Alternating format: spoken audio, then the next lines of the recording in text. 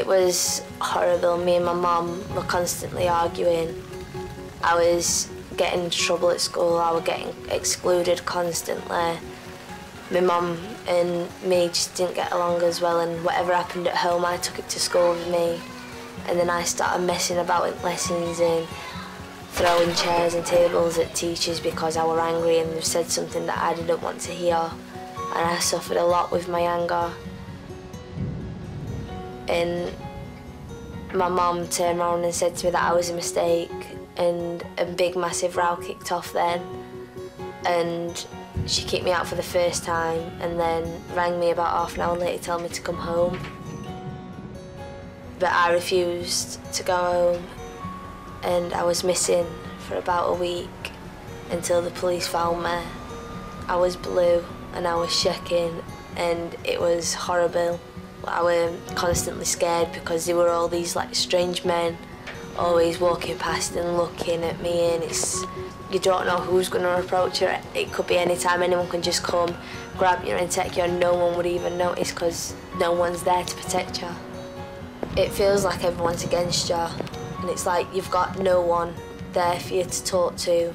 You feel like there was no point anymore in either living or being anywhere. You just want to get away from everything and get a new start. But once you decide to run away, this new start that everyone thinks, oh, it's going to be amazing, I can do this, I can do that, it is nothing like that.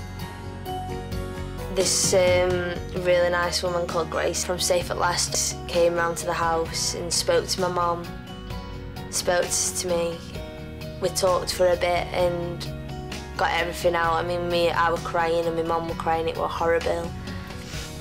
And then every week we had a meeting, and she used to come round to the house and pick me up, and she used to take me to places to have something to eat and a drink and a talk and everything. And it really did help me out and help me get a lot off my chest.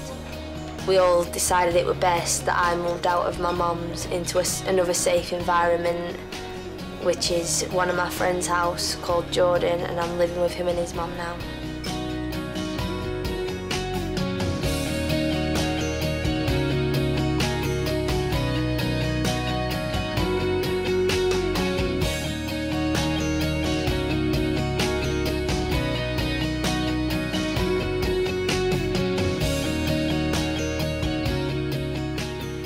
I've seen and I've been through a lot, and it's made me realise how precious life is and how much I love my family, and I don't want them getting upset if anything happens to me being out and doing stupid things.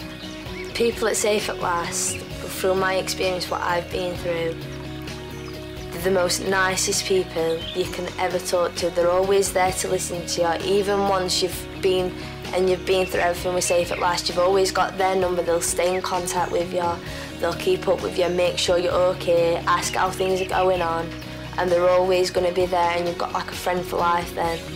And I'm glad that someone actually told me about him, because if it weren't for Safe at Last, I wouldn't be here now.